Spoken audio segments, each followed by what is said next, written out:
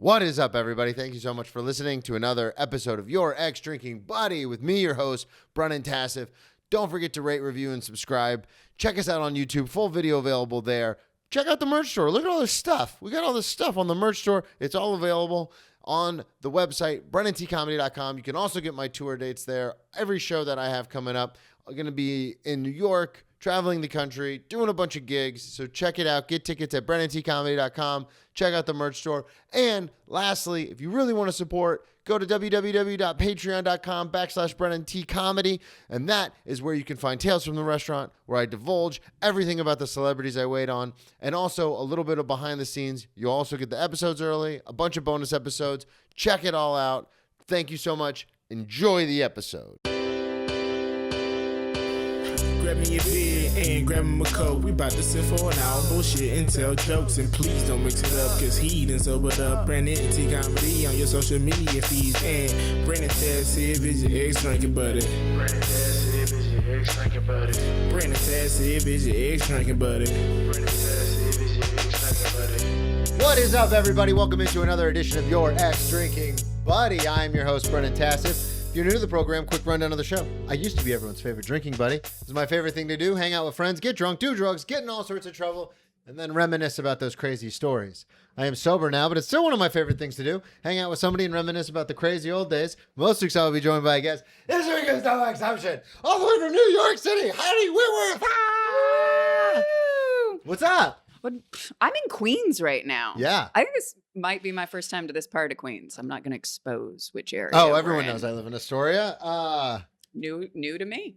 Yeah, well, that was the stipulation. You said if I'm coming all the way to Astoria to record the podcast, I better be seeing a baby. I have to see the baby. Yeah. That's like You saw the baby. I saw the baby. The baby. Very cute, chubby cheeks. He had pants on, so I couldn't see if there were proper rolls along his Not legs. yet. Kind of. He's developing them. He came out incredibly tall and thin. So he's my baby. Trust me, my wife and I were both shocked because we were like, why is he in the 85th percentile in length and in like the 40th percentile for weight? This doesn't make any sense. What does the mailman look like? Let's That's true. He's not, I don't think he's dark enough to be the mailman's kid. But I was going to. It's New York City. That baby is white. Yeah, he's a whole white baby, bruh. But he, yeah, and then the pediatrician was like, oh, this happens sometimes babies come out, you know, you have two kids. She was like, sometimes babies come out thin, but he's just going to be really hungry all the time. All the time. Fat babies are happy babies. Yeah. You want a fat baby. And so now we have to get him there. And Heidi, we were going through this today, is because they tell you all this stuff in the hospital. They're like, this is how much they're supposed to eat. And then, you know, you're using ChatGPT and Gemini and Googling and asking friends. And then everyone's giving you different answers. Or they're like, oh, well, the AAP says they're only supposed to have 3 to 4 ounces. And then we give him 3 ounces. And then he will be screaming like he's starving. And he it's also like, doesn't want to be shook to death. Yeah, so that's just true. give him the amount of food that so gets we him to just stop keep crying. getting, it's Fat baby. I You said want a this fat baby. the other day in my super secret program meeting, but I was like, I thought it was so dumb that they make you watch those shake the baby videos before you leave the hospital. They haven't updated. My son is 19, and when I had my daughter who is 9, it was the exact same video, and I was like, they could no other information. I was a teenager when I had my son. They handed me a baby, said, don't shake it, made me watch nothing else. See you later. There's like so much more to not killing a baby. It's crazy. But the funny thing is when it's 3 a.m. and you give him like a full bottle and then he's still crying, you're like, no, I see why they make you watch the videos. Yeah. This makes a lot more sense. Well, and also the slight shake calms them down. Yeah. And then you start to go, I haven't slept in 3 weeks. You start shaking them harder and harder. Before we get too far into anything, plug everything up front. Social media, all the stuff you got going on. Comedy, modeling, all the stuff.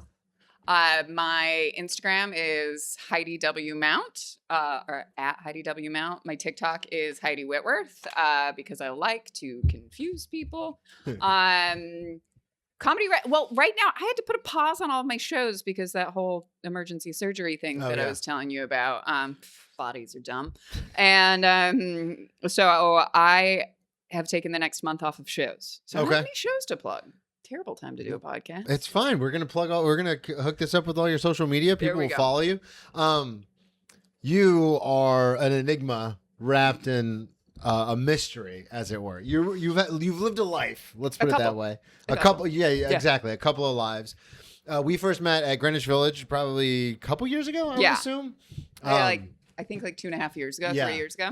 And the reason you stuck out to me is, one, you're very, very funny, but also your comedy was so yours, which I really like. It's not, well, because you'll get some people up there and they'll be like, fucking laundry's weird. Am I right, guys? And you're like, or all the right. same dick joke, or I've been jacking off to this. I'm jacking off, or I'm sleeping with a trans person, or this or that. And it's kind of like, well, it's New York.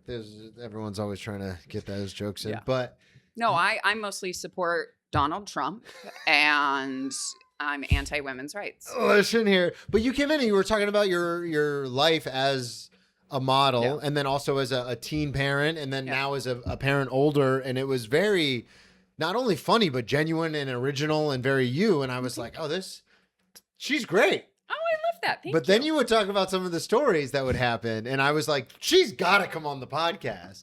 And then obviously with some stuff that was going on, it took us a while, but we're here now. Yeah. Let's talk about it.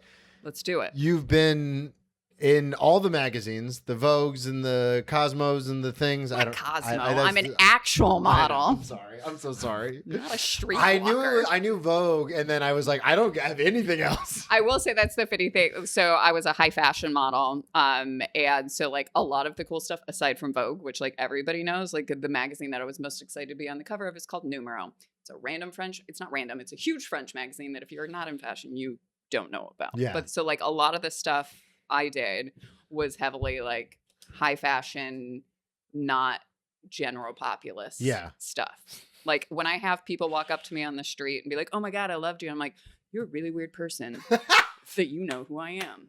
Not a household name. But you did the thing. You were at the top echelon, like Devil Wears Prada, like that kind of a model. Yeah. Anna Wintour is that awful. You're correct. So I never worked for American Vogue. So Okay.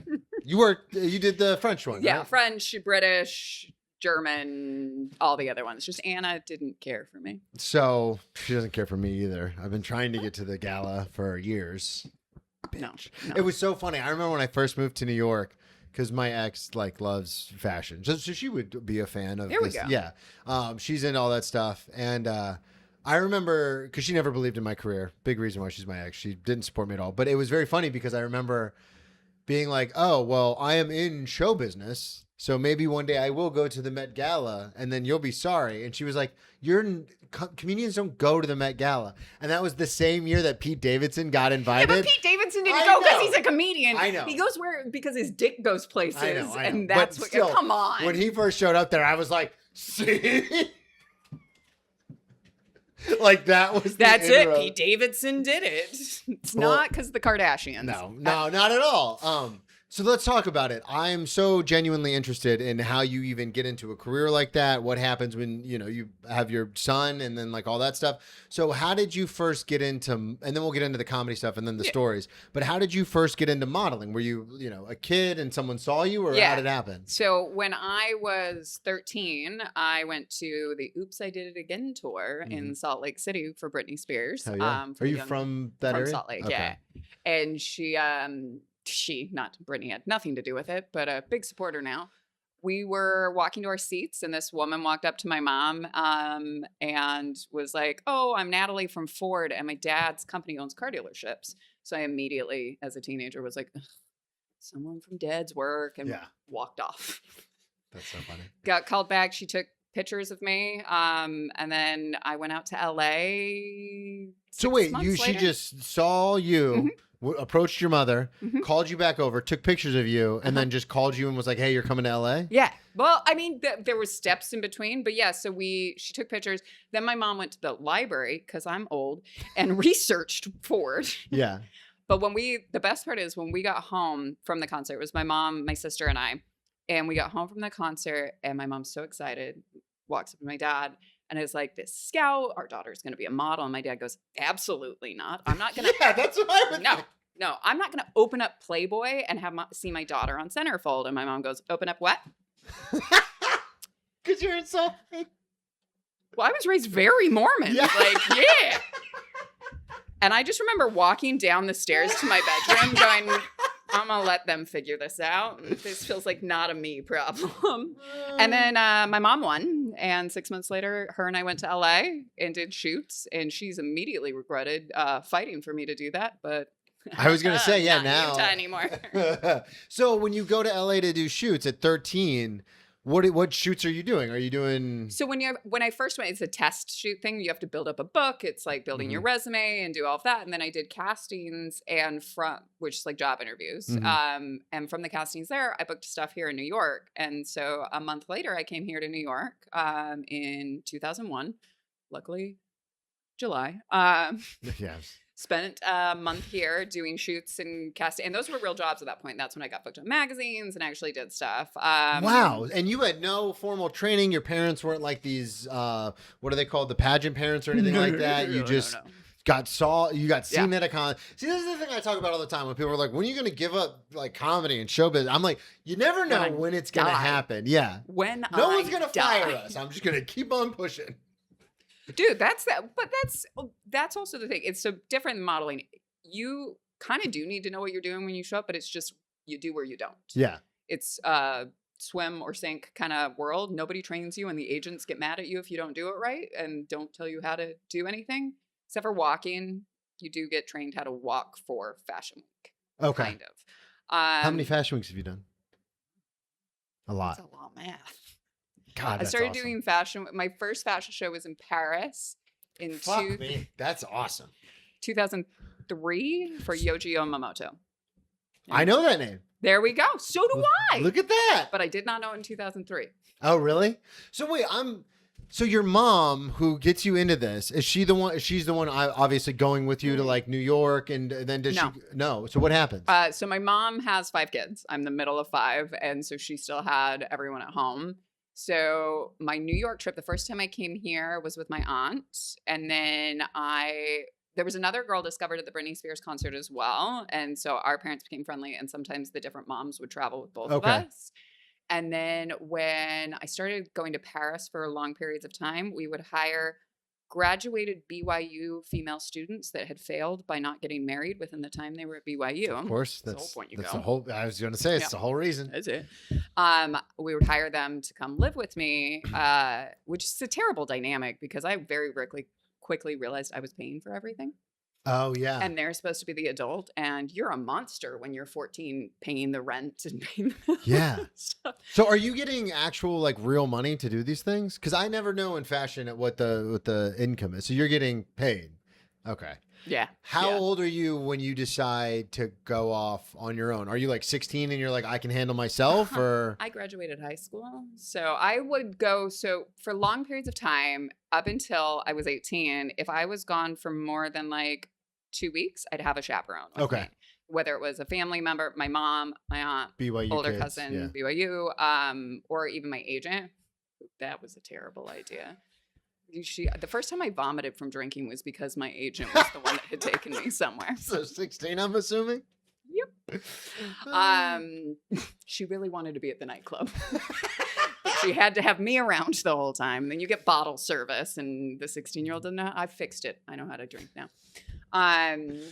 But yeah, so I traveled with people until when I was 18, I moved, I graduated high school. So I was gone from school a lot. I missed out on a lot, did it all online. I was going to say, still doing, yeah. But then for my senior year, the last semester, I went home and stayed home the entire time. Okay. And so I graduated from a physical high school, which used to seem important. Yeah. And now it's like, I could have. It's so funny when I talk to kids now, and I say kids, like I've done 20-year-olds, 25-year-olds, over 300 episodes of this show. So you'll have, these young kids in their early 20s come on, and they're funny comedians. And I'm like, yeah, come on the show, or they're actors or musicians. And they're like, yeah, I went to college at wherever. And I'm like, oh, that's cool. That's a huge school. And they go, oh, well, no, I went from home. And I'm like, that takes away the entire point. Yeah. No, I technically went back and studied. I'm like 4 credits from getting a degree. And then I realized, what's the point? Yeah.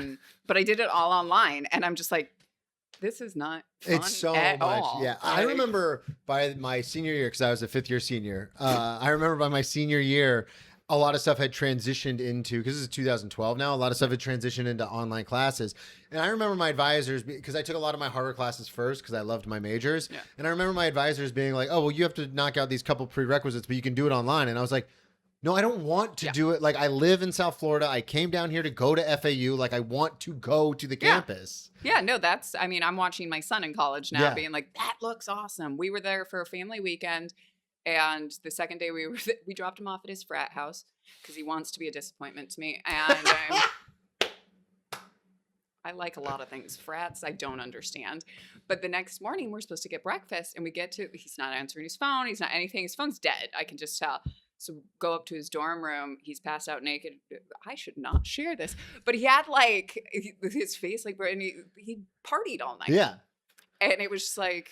That's what it's for. That's why you're here. I'm jealous. I'm sharing a story. He's going to be mad I shared. But at the same time, my son also is on the dean's list and has a full ride academic scholarship. Hey. So he's balancing it quite well. But it is just like, I was remember jealous. You had that bit. I don't know. We can cut it if you want. But you had that. It wasn't even a bit. You were just talking about it. We were at Greenwich sometimes Village. I get up there and I just talk about it too. Yeah. I'm like, We were at Greenwich Village and you had to walk out because your son called you like 3 times in a row. And he was very upset. And you were like, oh my God, what's her name? Who'd you get pregnant? Like, what's going on? And he's like, I got like a C+ on a 10. No. A B+. That's what it was. Like, him and I are not the same. And you were like, mommy's working. What are you talking about? I'm trying to do stand-up. No, he's such an enigma. Also, like, his dad's a high school dropout. I barely graduated high school. And we're both like, well, his dad's not even around. But I look at him, I'm like, how? Mechanical engineering. How did you do it? Right. Like, what? Yeah, it is kind of crazy. When you see it, like my brother's the same way. My brother's like a beautiful mind, smart. And then I look at me and I'm okay. And like my sisters, we're okay. But I'm like, how did he get like full ride to Cornell for his doctorate? Yeah, no. So for you, let's go back. So 18, you graduate. And then are you like, I'm out of here for Utah? Okay. Yeah, immediately. So, just real quick, I wanted to ask, and I know I interrupt a lot. People tell me all the time. But it is just one of those things where what changes, before we get into you actually immediately leaving, what changes from 13 to 18 to where you're like, by the time you hit 18, you're like, I'm fucking out of here. Was it just the experiences? Well, I'm weird. I don't know if you've got onto that. So Utah is very like Pleasantville, like the Mormon community, which is great. They're very friendly. They're everything. But if you're loud and outspoken and odd, it's not like the funnest place to live as a girl. I've seen Handmaid's Tale. Yeah. Love that. I love my family. The Mormons do good things too. I have heard. They do. My friends that live in LA say that because there's a lot of Mormons that knock on the doors. Huh. And they'll say, do you have time to talk, blah, blah, blah. And then before they leave, they'll always say, well, is there anything else we can help you with today? Always take advantage. You say yes, they will paint your house. They will do your electrical. They'll do your plumbing. I have a buddy of mine who was like, oh, I always just said no. And then a friend was like, no, you have to say yes. This is out in LA. And one day he was cleaning his garage when they showed up and he goes, well, I kind of need help finishing this up. And they did it. They rolled up their sleeves and helped him. And he was like, oh, they actually will help if you ask. Well, that's like, I will say that's one of the wonderful things. I mean, it's part of the proselytizing is like, look what good people we are. Service. Yeah. But that was why when I came to New York and started meeting men that were like 25, 26, and I was like, why are they all children? Because the Mormon boys come back at 20 and they're grown ass men. Yeah. And so it is an interesting, I think that's actually a great thing about the church. It's complicated what they're preaching and trying to get you to come to, but like they do good things. Yeah. So at a young age, the moment I got to LA, the first time I was like, oh yeah, no, I feel much better. I got to New York at 14 because I actually discovered at 13, turned 14 while I was in LA because it was over spring break. My mom and I went and did that. So I had my birthday, got here at 14, and this immediately, like you'd think would freak out a 14-year-old. I was like, oh no, I'm at home. Oh, you were in. Oh yeah. I was like, there's a ton of I'm not weird here. I am weird here still, but I thought I wasn't, and it was amazing to be here. So we never even talked about me going to college, and I was a great student, even for someone that wasn't there. It was just like never an idea. Well, you had a job. Yeah. I had a job, and I also was just like, I want out. I enjoy being in these places. It's the one time I'm like genuinely really happy in life. Mm-hmm. So I didn't come here right away though. So I'd been spending a lot more time in Paris at that point, and So I graduated, I moved to Paris. Wow. Like officially, I already had an apartment there, but like it was like a model's housing. I got my own like apartment and then lived there for 3 months, then went to Japan for 6 weeks. Supposedly, I'm a little vague on that. Yeah. Japan's a crazy place. And then came back to Paris and was there for a few months, went through a nasty breakup and packed up and came to New York and have never left. But it was always like, no, Utah. Like that was, I love going home. I go home like 5 times a year. Yeah. But yeah. So I want to ask, because this is something that I'm very curious about. And we see it a lot in stand-up because we have friends, again, that are much younger, and then they get a big break, and then you're like, you're really going to give like a 20-year-old like $3 million? Like, that's nuts. So for you as a model, I mean, obviously once you turn 18, your stuff is your stuff. Mm-hmm. So are you like, I want to ask this the best way possible. People often perceive models as like being able to, easy to take advantage of, you know, not being the brightest bulbs, but obviously you're incredibly intelligent. So are you like taking your money and investing it? Are you partying? Like, what are you doing to be like, oh, I need this to last as long as possible? So I always find that I have to like preface with this. I find it hysterical that the stigma is models are stupid. I think people need models to be stupid. It makes them feel so much better. Most models speak at least 2 to 3 languages. Yeah. To have a successful modeling career, you have to be business savvy because people can take advantage of you. And there can be a lot of like misconception, like That's so funny you bring this up because you're the third model person who's like actually done modeling professionally. Yeah. Obviously you're the highest level that I've had on here, but you're the third person I've had who's done that. And they're all like, I would say definitely above average intelligence. If not, I would consider them very smart people. So it is interesting how just in my head, but it's not even, it's from all my experiences. If someone was like, oh, models are dumb, I'd be like, well, all the ones that I know are actually really smart. But in my head, it's been like a society thing where it's like, oh no, model, if you're pretty, you're an idiot. I will say there is a factor that people let you get away with being stupid. Mm-hmm. So like if you do say something stupid, your friend's going to make fun of you, call you out, or societal.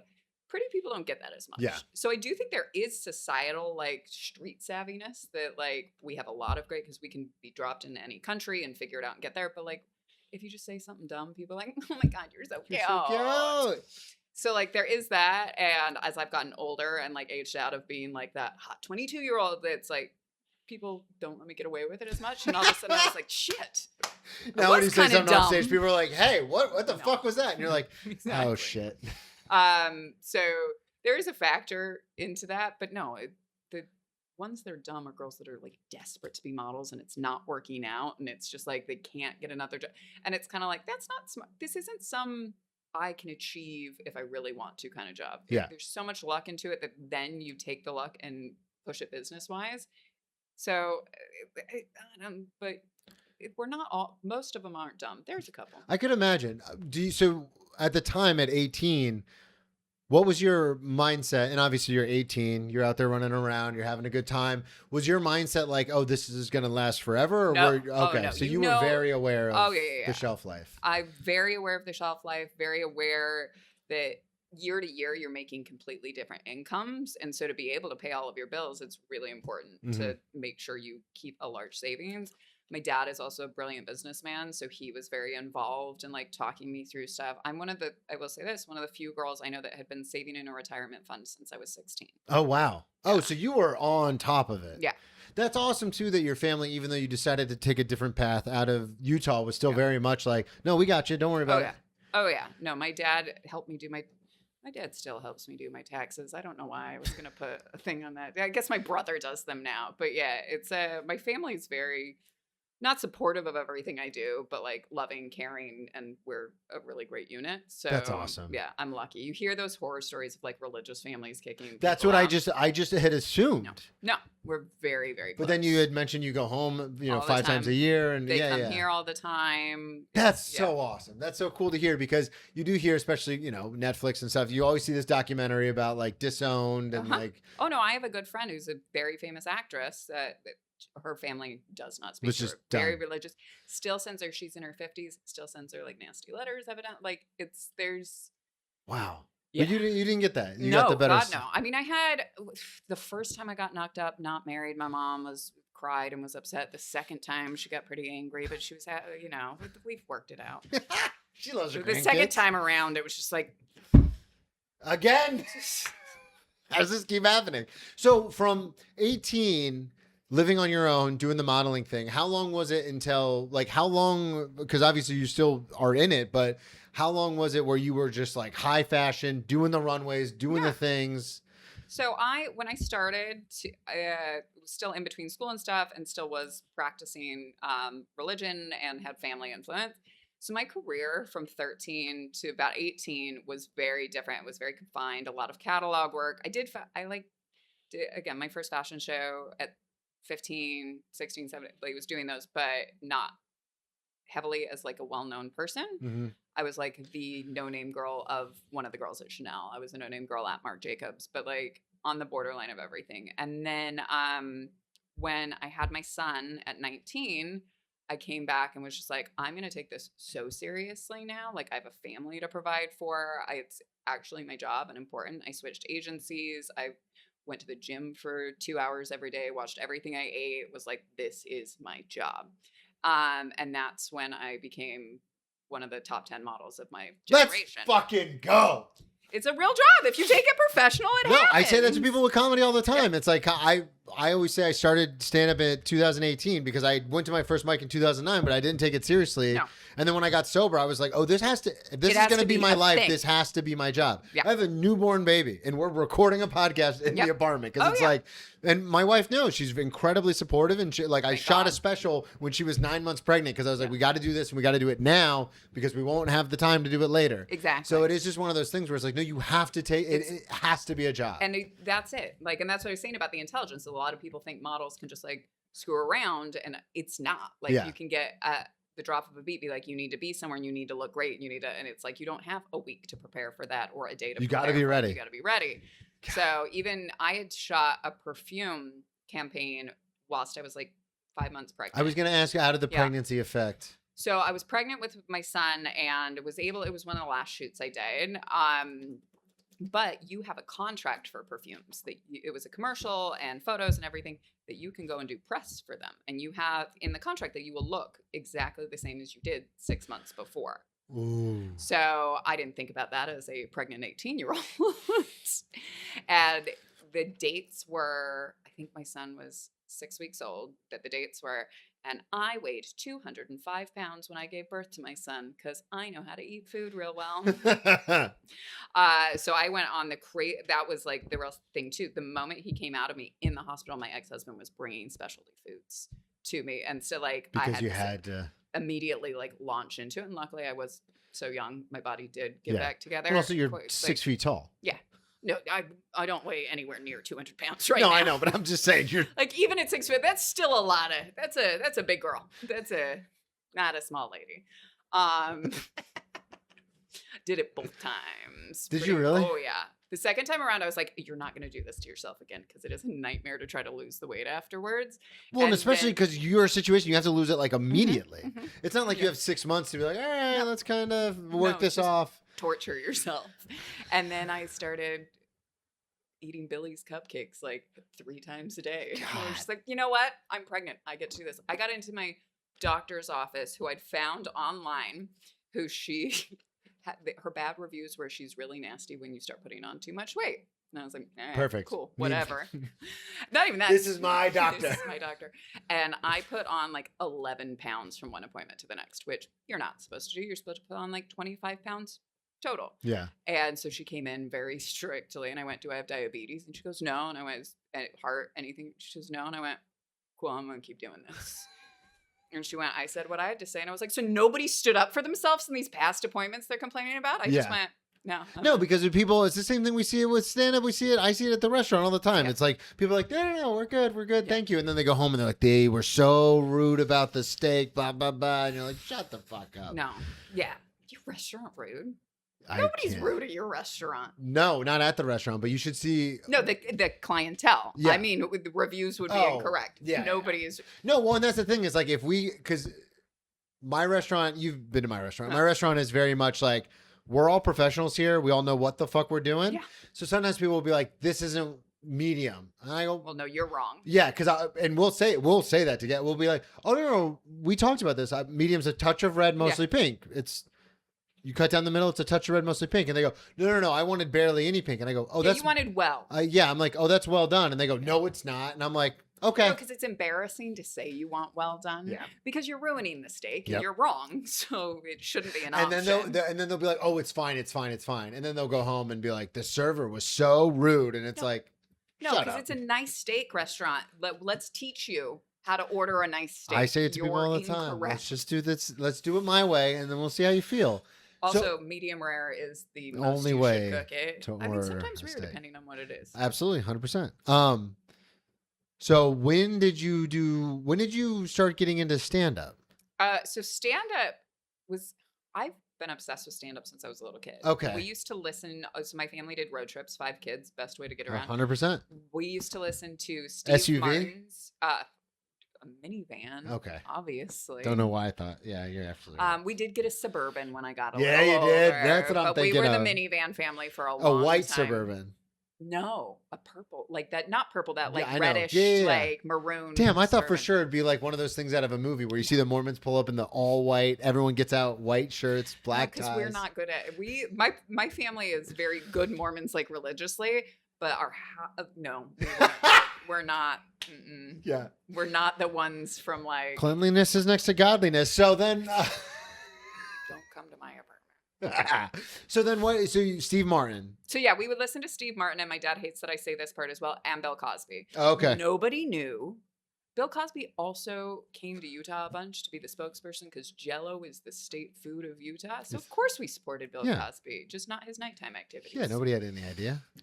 So I grew up listening to stand up with my dad, and then my friend Maria, who was like my best friend in elementary school and middle school, we used to listen to Bill Engvall a lot and Larry the Cable Guy, all of like the blue collar crew, and just kind of always loved stand up. That it's not a typical girl. No, I was going to say that's very a lot of times. Yeah. I mean, again, I've interviewed a lot of people, and a lot of times it is that path though. It's like my dad or my mom was really into comedy. I've had some people on where they're like, one of my parents was a comic, like doing basically at our level now, and then just kind of let it fade away. Yeah. But it's like, that's nuts. Yeah. That's crazy well, and that's not definitely, my dad is hysterical, but like not my family's like path or anything. We just liked listening to it. Yeah, but that's what I mean. Yeah. Loved going. And so when I first got divorced from my son's father, I started writing stand up, and I was like, I'm going to do this. I'm brilliant. And like, I was going to stand up all the time, but I didn't know how to get into mics. I also didn't know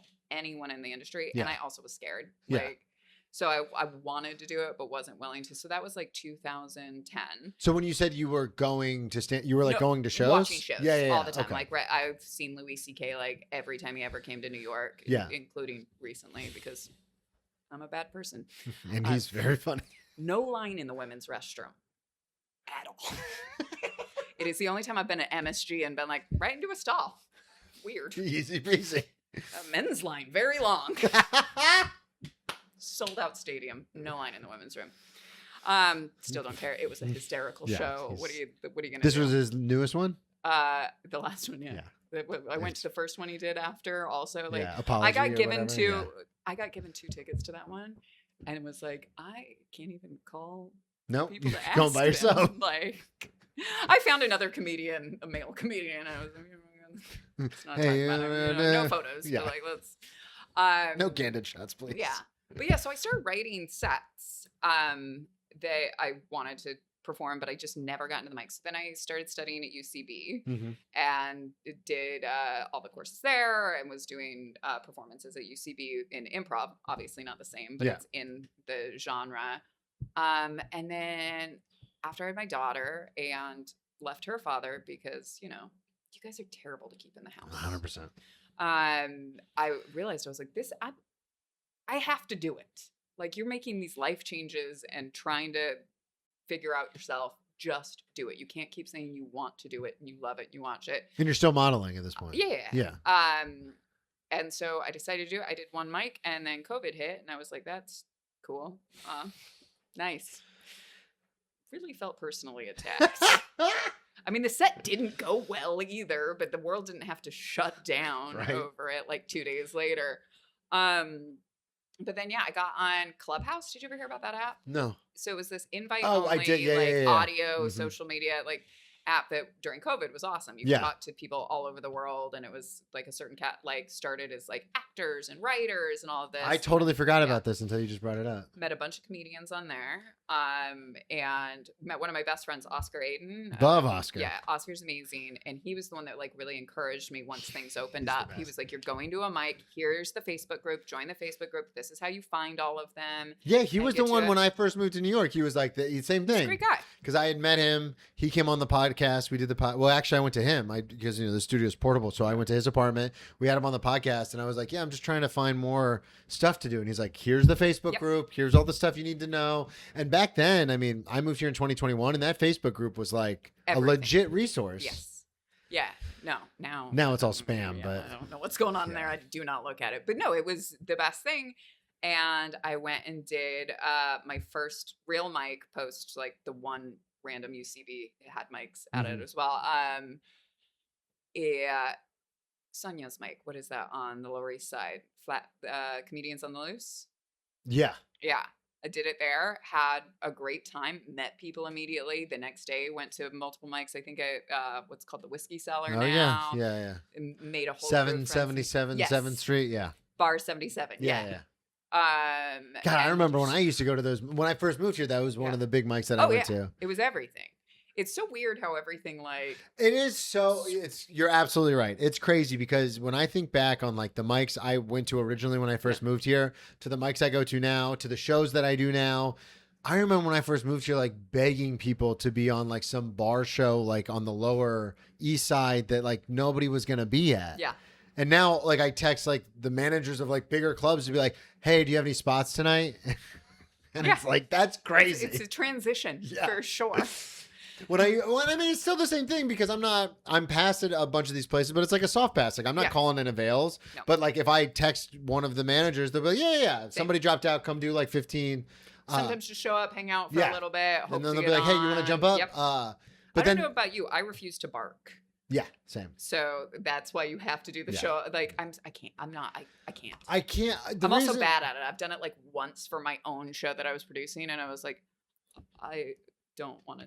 Well, so my problem is, and the listeners know this, but my problem is I had done I started stand-up in 2009, and it wasn't a job then. But then in 2018, I took it seriously as a job. And I really hit the ground running back in Jacksonville. I was doing shows all the time. I was going to mics all the time. I was writing like crazy. And I was like, this is my job now. I started the podcast. And then something happened when I moved to New York where I was like, oh, I have been doing stand-up on and off for over a decade. I'll just go to the cellar. I'll just go to the stand. And then they'll be like, who's this guy? Obviously. Get him on the stage. And obviously that didn't work out that way. I have performed at the cellar and the stand, but it's through different means, but not just from hanging out there. Yeah.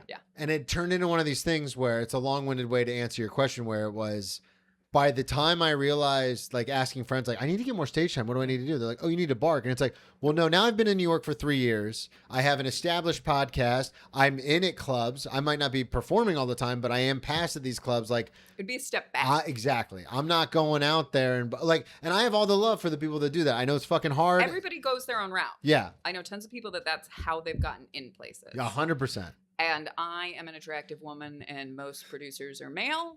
So I'm not barking. And now I've gotten to the point where it's what you said, I'm not. It'd be like getting benched when I played football. It's no. No, you're not moving backwards. No, for me, it's not a backwards. I just, first of all, I don't want to. Yeah. I just don't. It's I'd rather put on my own show than I'll call. There's 9 clubs I could call to be hey, I want to do a show. I also have so many good friends and people that support me and I could produce my own show and get them to bring people. Every time I've ever had to do a bringer in an audition or whatever, I've doubled the amount of people because I've just posted it on my feed. What is your stance on? We were talking about barking. What's your stance on bringers? So my thing is the reason why depends where, I guess. 100%. But the reason why I'm so kind of not anti, but the reason why I get so angry about it is this is what I do. Yeah. So I will post about it. I will invite people. 100%. Don't tell me I have to bring people or I don't get to go up. Yep.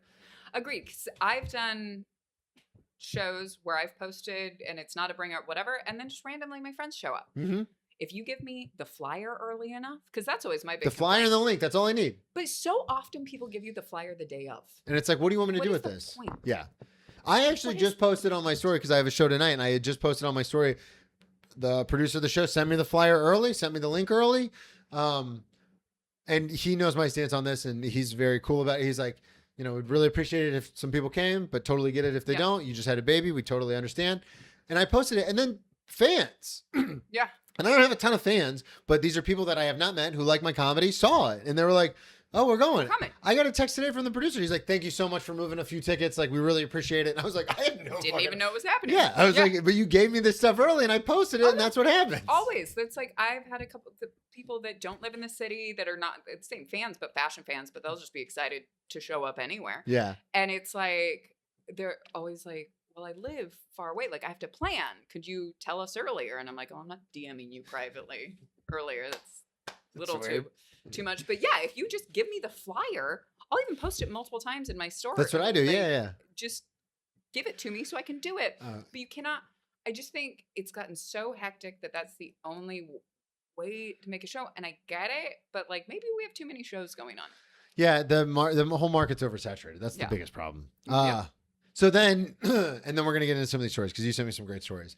So then you get into stand-up. And so are you doing, so you're obviously doing both. You're doing the modeling and stand-up. Yeah. Which one for you, was it one of those things where as you've gotten older and now your son is in college, where you kind of like more like, oh, I kind of want to lean harder into stand-up? Or were you like, no, I'm a model. This is what I do? Well, like we said earlier, there is a cap on modeling. So it's like, I still model, but I'm not getting booked. You know, yeah, I get it. 20 days a month. Like that's not, I have more time now to do it. It's kind of been a clean transition, honestly, if you think about it. Yeah, no, it's nice because I've got the balance of like, I still make money that way. And then also can focus on my passion and what I care about and spend time doing it. And like be there during the day, during mics and be there at night and be available. Like it creates a nice Well, and you balance. have that work ethic too, where if somebody calls you and they're like, hey, I need you to jump on the show. You're like, all right, I'm there. No problem. Yeah. Well, that was my thing with like Eric at Greenwich. He was just like, I like people that I can message last minute. And I was like, I'm one of those people. I am one of those people. Please do. Let's talk about it. So obviously you touch on a couple of things. You've had a very fun, passionate life. I want to ask you obviously about the Epstein thing because that's insane to me. And then the NHL fans. I'm not going to name who that is. No, 100%. But I've heard you tell that story on stage, but it is one of my favorite stories. Start with because the Epstein thing happened when you were 16. Yeah. I have met everyone that's been Me Too'd, except for R. Kelly. Really? Legitimately. You're an attractive model. You're in New York City. It's just who's around. Yeah. I actually met Epstein in Paris, though. Okay. You know, he traveled. He had that jet. And for me, like, I played up a comedy, but it's just like... Yeah, he offered me a ride on his jet.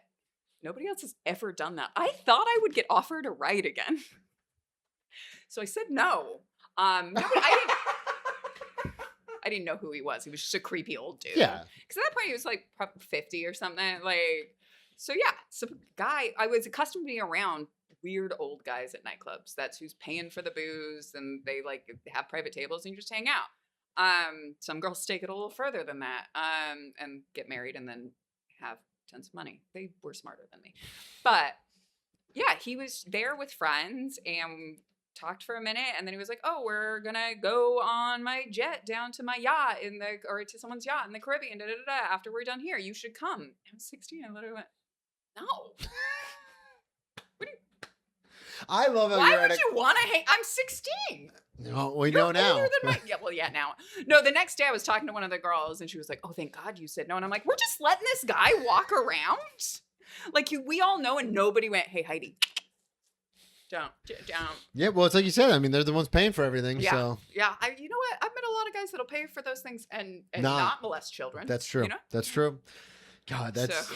And then when everything happens, when everything obviously comes out to the public, because you knew, but when everything comes out to the public, were you like, I've been saying this the whole time? Well, I mean, that's the thing. So with him, it was the Cosby thing all over again. There's so many comics that came out and were like, we were saying it. See, I didn't know about the Cosby thing, and I didn't meet Cosby. So not everyone that's been Me Too, most of them though. But him, I knew he was a bad person in what he was doing, and I guess I somewhat knew. I didn't grasp the island and the full thing. Like the stories I heard from, especially a lot of the Eastern European girls, which you never end up hearing because they've gone back home and have just like don't want to be part of it. But like had no idea how bad it was. The funny thing was when the Weinstein stuff came out, I was like, I thought this was like general knowledge. Like I thought we all knew. I was in acting school and I was like, I thought we all just knew that like you meet Weinstein and you have sex with him so you be in a movie. Like that was just part of the deal. Evidently that is a very broken way to think about life. Yeah. But and when the population was like, that's really messed up. And I'm like, yeah, totally. It's not my plan. Can you guys fucking believe this guy? So yeah, it was definitely, I mean, I was very lucky, I think, just from my weird personality really helped me out. Yeah, because you're like, no, I'm 16. I don't want to go on your jet, you fucking weirdo. And it's like, in no way of like, victim play. It's just like, I get like a sweet young girl that is just like, oh, you think I'm nice. You want to, and I was like, I'm not nice. You think I'm pretty? You don't think I'm nice. You don't want to hang out with me. Something is amiss here. Like, this is odd. So that happens at 16. Yeah. When you moved to New York at 18, are you every night just out at, that you're not working, just out at clubs and out at bars? Like Gossip Girl, or what is it? I mean, I used to hang out with the Gossip Girl people. Fucking, of course you did. Not like a lot. They were a lot. Before I got pregnant with my son, I say my son saved my life. I was doing it. My coffee in the morning was a tray that was next to my bed. Totally get it. Wink, wink, cough, cough. Yeah. Well, speaking of, what happened with the red lights? Oh, yeah. Because that was early on when you first... Yeah, that was before I moved to New York. I was in Paris. I was 17. I do not speak to this man anymore. Found out late, like, this is a dumb 17-year-old. This guy who was friends of my friends, whatever, was squatting in an apartment, which I like didn't understand what it was, on the left bank in Paris, which is like the fanciest neighborhood. Ended up it was like a huge actress's apartment. We were hanging out there, and we were out of certain products that we wanted, and so we went and got it, and everyone there, it was like his friends, and there was a girl there, and we were on a scooter. That also I realized when he turned it off, he'd like have to cover the muffler to get it to turn off, which means it's stolen. Yeah.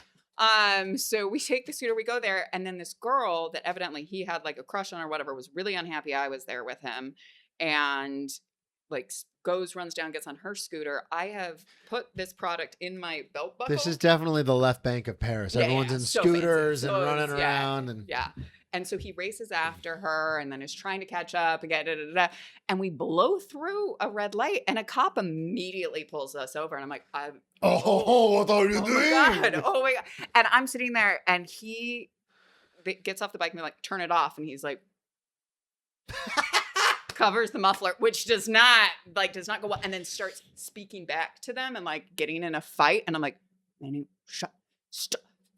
Like I'm the one that's like really screwed right now. Trouble, But the whole time I'm like, two dudes. And as a dumb American, I just like, oh, well, they can't pat me down. It has to have a woman here. Like they wouldn't. And all of a sudden this woman gets out of the cop car and starts walking over.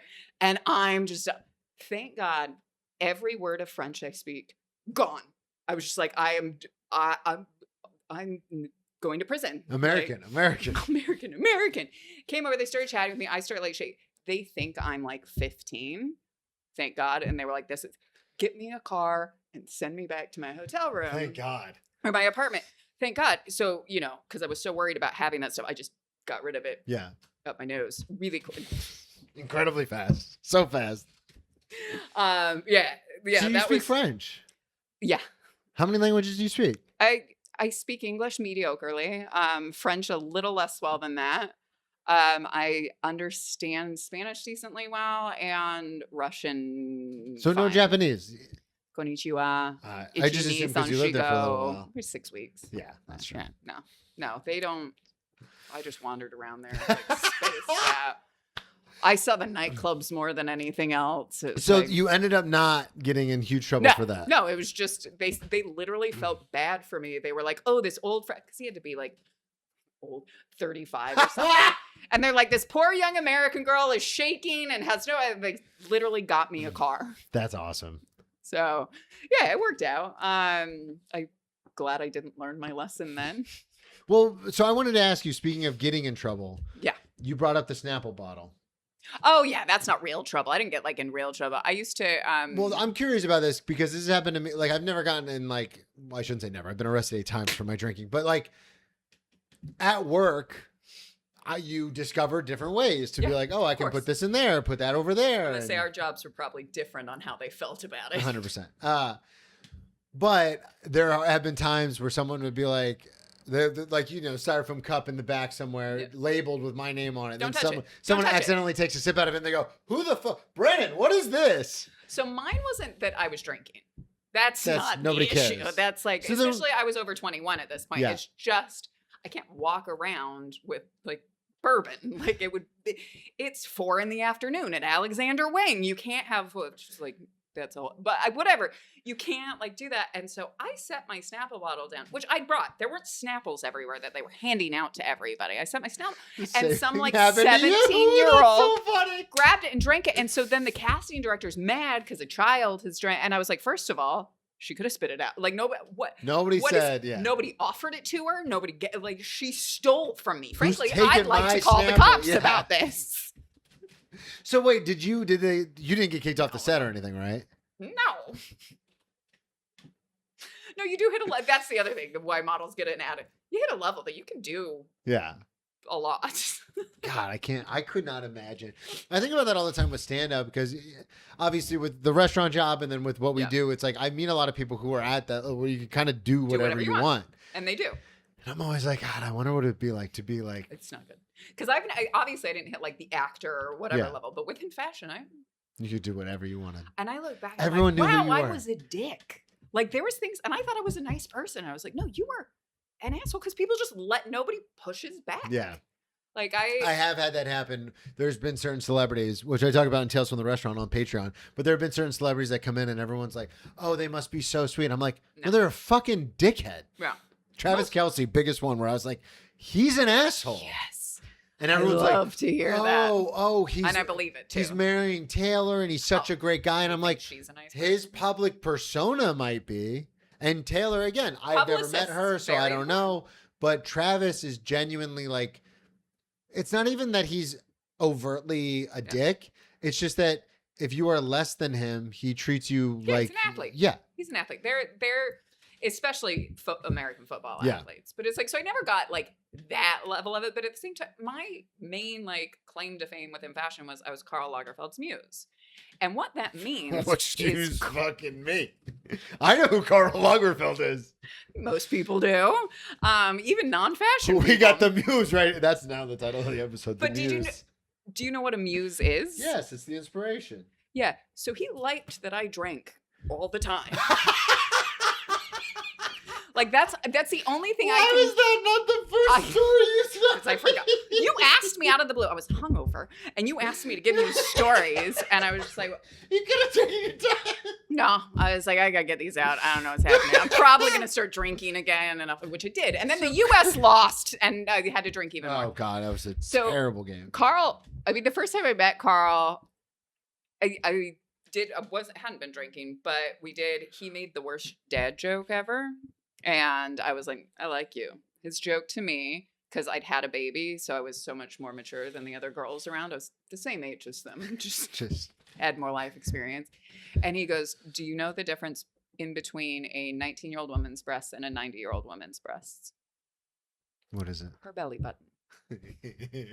And I was just like, all right, you look like that, but you're just... He looks like a crazy person. I mean, he's not a crazy... It wasn't. But... So we got along immediately well because I just like felt like he broke that like stigma of what you'd assume he is. And so I just acted very like normal with him. So that's gotta be the most currency ever. Yeah, it's how I made, because that was my thing, and other people booked me. Yeah, because based off he's of that. one of the biggest designers of all time ever.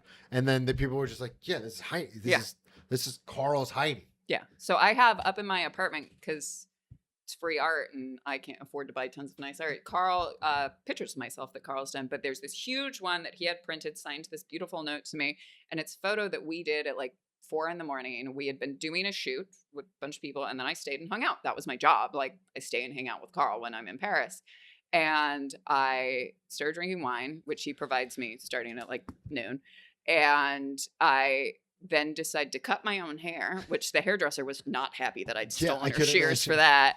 And then whatever. So it's like the shoot's been over, drinking, and he takes these pictures of me, and that's like, with your haircut. Oh yeah, my hair was like, yeah, I was cool and edgy. Like, you had a kid. I had a kid. Life experience. Yeah, and that's like one of the nicest things I have that he like gifted me. Well, that's awesome. I have a lot of nice things he's gifted me. But till that goddamn cat came around, he got a cat, and I got written out of the will. No. That'd be hilarious. That's what happened. That is what happened. I mean, not that any of us were like sure we were in the will before, but the moment he got this cat, you were the Muse. Fucking cat. The cat. I'm telling you. What happened? I want to ask you the last two stories. We got to talk about the athlete, and then I want to talk about Keith Richards' kids. Oh yeah, they're lovely. It's so crazy, these people, because like I joke all the time, and you've heard me talk about it, where it's like, oh yeah, you know, I got to meet so and so working in the restaurant and doing the stuff that I do. But you're actually like friends with a lot of these people. Yeah. Like I meet them and I like fanboy out. That's why I make fun of you when we're in Greenwich. I'm like, you're like, no, but I've like met them. No, but I'm like friend. You say you hung out when you waited on them. Like, I've actually hung out with them. Athlete first. What happened? The athlete. I was dating an athlete. He got transferred from here to California, so he shipped his car out there. This will all be relevant. Wait, this is how dumb I am about stuff. I do have to point. My cousin used to live with me, and we went to the car show over at Javits Center. Every year I used to take my son. So fun. My cousin had me take a photo in front of him standing in front of one car. 2 weeks later, my boyfriend at the time is coming to help my cousin move out of my apartment. And we're waiting for his car, and he goes, what kind of car is it? And I go, a silver one. It slowly starts pulling up, and he goes, that's the one car I took a photo in front of. So, like, I did well. So I fly out to California. We're hanging out. He had been drinking all day and had also gotten a fight at work and broke it. Things happen. I need to not. Yeah, I know. And so we were driving to like Sunset, and he made a left turn, and there were like pedestrians. And Whoops. We didn't, like, just illegal. Yeah. No one got hurt. Just an illegal turn. Yeah. But the cop comes up furious. Yeah. And is like, what the fuck are you doing? And then he hands the license and everything. And he's like, sorry, I just didn't see him. And he goes, why do you have New York license? And he goes, well, I just got transferred to yada yada team here. And the speed that cop walked back to the other one to get him to stop writing a ticket. You have no idea who this is. You know, oh, wait, we don't. He's new to our teams. So then they both come back up to the car. They're fanning out, and they're saying, he goes, we don't want to be on ESPN tonight. And I went, yes, you do. And I was like, never mind. No, nope. Sorry, not like that. No, nobody wants to be like that. And then literally as we pull away, both cops yell, go, and then the team. And I was just like, this is like you in Paris. This is literally, yeah. Somebody thought I was a sad little girl. This was like when you think, no, there's no way that stuff happens. They don't get it. Justin Timberlake did the world tour got messed up. World tour's going to get messed up. But like, full on. It's true. They're just like, oh, off with you celebrities. Don't kill anyone. I'm not a celebrity by any means. Everybody knows that. But I played Division I football in South Florida. Oh, and I remember, that's a celebrity. I remember walking into a nightclub at 18 years old. I turned to a teammate who was 2 years older than me. And I was like, Jason, I don't know how I'm going to get into this club. I'm only 18. And he looked at me and he goes, we're Division I athletes in Florida. We can do whatever the fuck we want. And I was like, well, that's okay. But yeah, but that is being a model. And you were asking her there.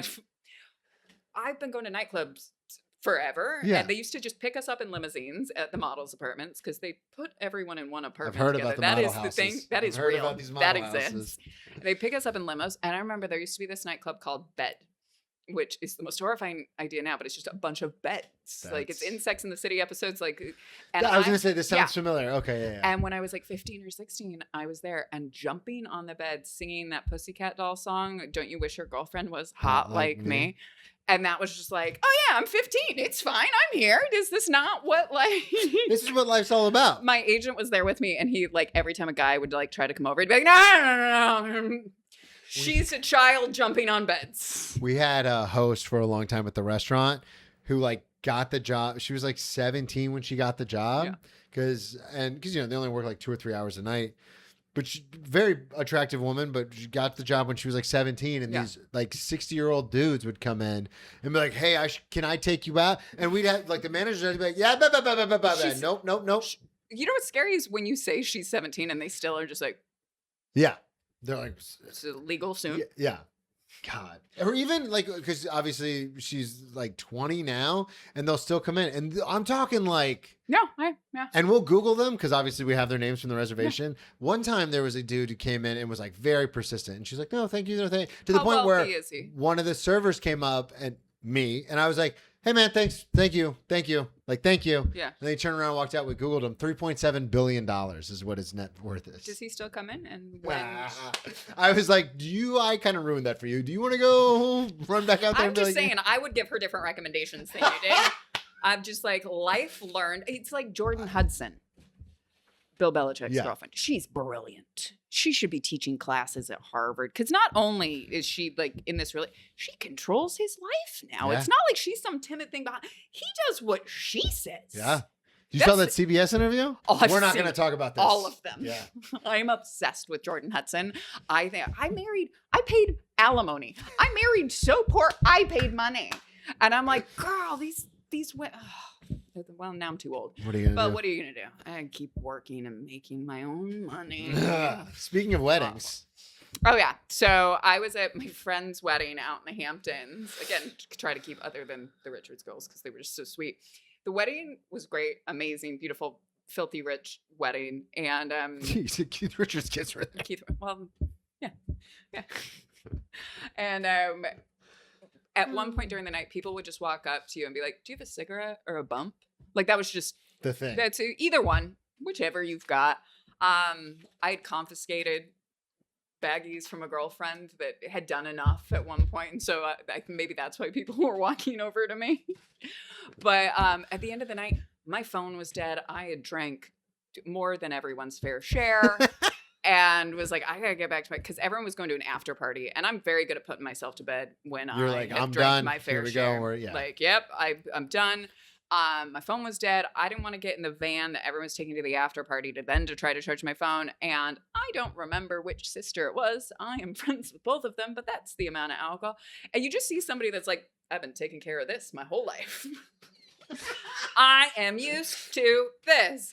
Like, called me an Uber, waited for the Uber for me, made sure I got, like, it was just such a, like, perfect, I think she was probably sober. Like, it was just like. Wouldn't do this for daddy all the time. I know how to handle these things. My mom taught me well. God, that's amazing. You've lived quite the life.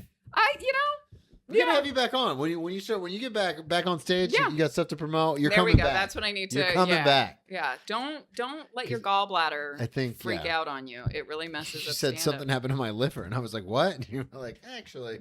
Well, no. Your liver plans. Your liver goes into failure if your gallbladder. I couldn't believe that. Yeah. That was nuts. Yeah. And I was like, "Are you okay?" You're like, "I'm fine. I'll be at the podcast. Don't worry about it." Plug everything one more time before we get out of here. It's Heidi W. Mount on Instagram and Heidi Whitworth on TikTok. Beautiful. Thank you so much for coming on. Thank you, everybody, so much for listening. At Brennan T. Comedy on all social media, BrennanTComedy.com. Special comes out September 24th. Chasing Dreams. Get it on YouTube. And I'll be in Milwaukee, Chicago, Brooklyn, all in August. So check out the tour dates on BrennanTComedy.com. Talk to y'all next week. Boom. That was awesome. You crushed it. Thank you.